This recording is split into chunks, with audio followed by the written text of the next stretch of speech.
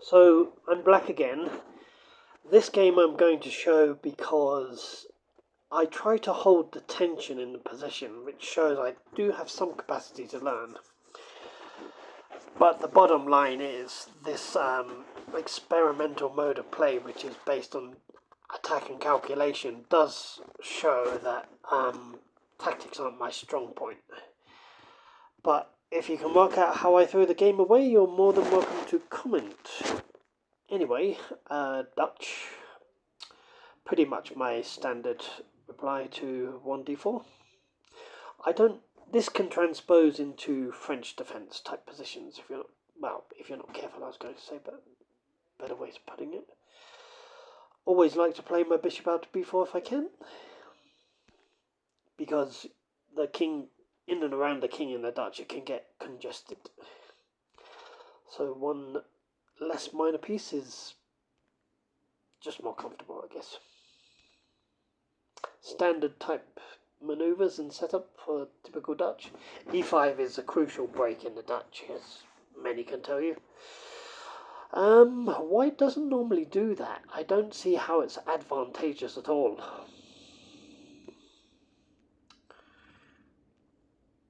So I think e4 is probably better, but the spirit of the Dutch and the Grand Prix attack are sort of cemented into my repertoire. So I just want to open up lines and diagonals. If I lose a pawn, so be it. Couldn't quite understand that move, but okay. Yeah, fianchettoing your queen. I don't know what he's up to. Now blocking off the diagonal it's on, leaving it only a file. This can't be good, surely. But whatever. So that might have been a mistake. 95 might have been better.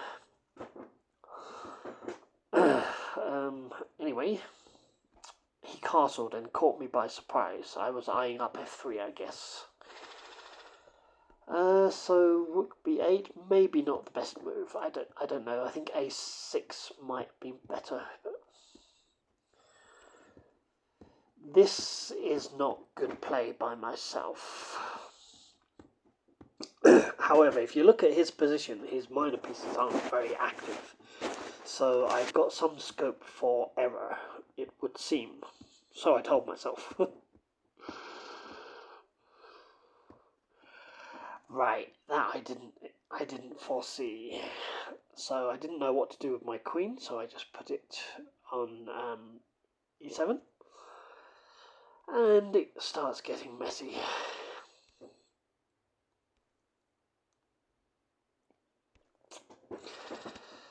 a6, just trying to open it up. Now I started to feel a bit confident because my knights are better in this position than his bishops by a mile, I think.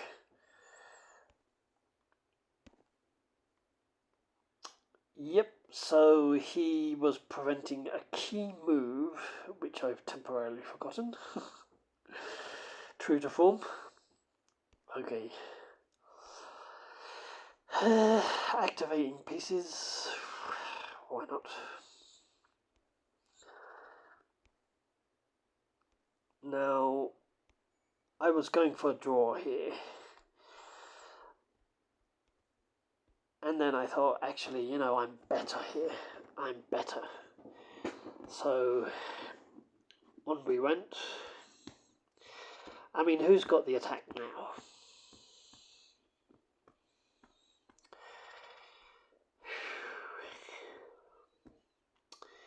Well, I don't know if this was the right move to play, but I played it.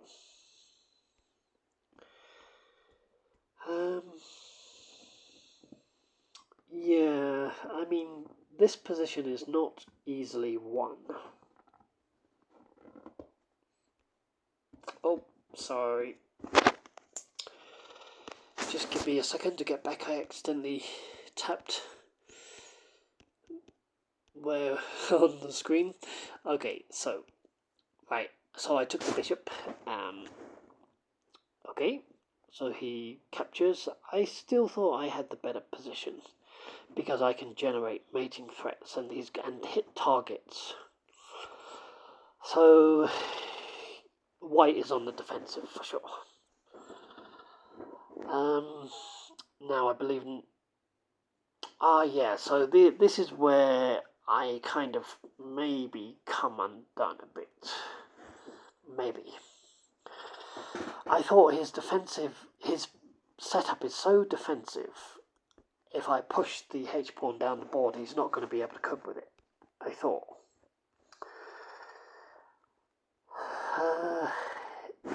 So then I kind of thought, well, let's generate mating threats and push the H pawn. So now he's gonna do that. And I don't know, what's your assessment of this position? I think mine is better, but it's mistaken to call it winning. The knight on c5 covers. If bishop d3 comes, then obviously I'm in serious trouble.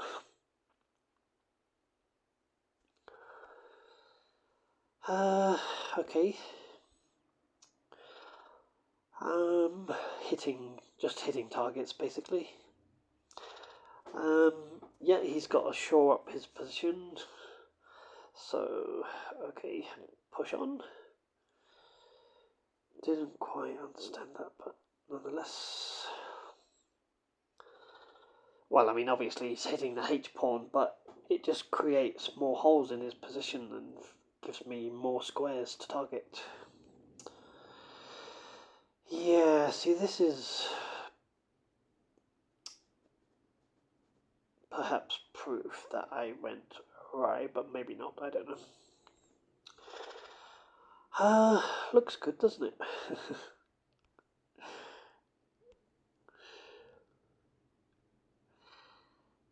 So, series of checks.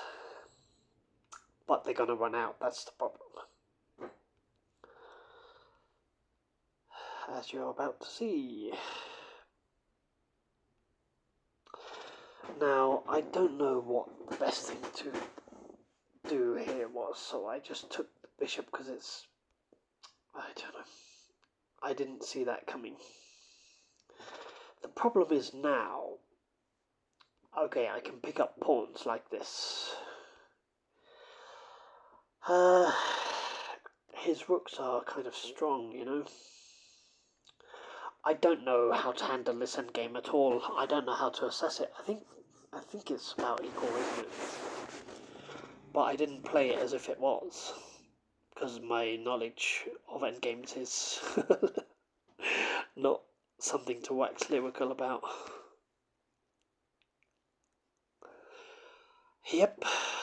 So that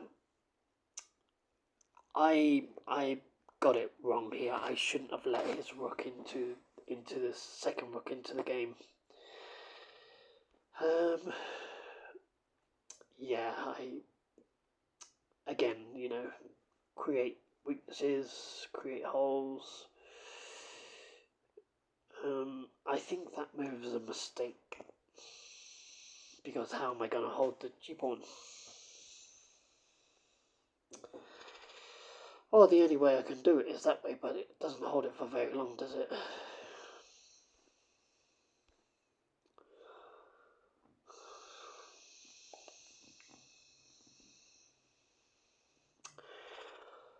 See, now I get all these nasty threats coming, and once again I'm just going to run out of checks.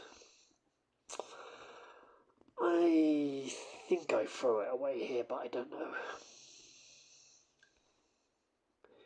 Check. Check. Getting critical. And that, I believe, is game over. Not much I can do.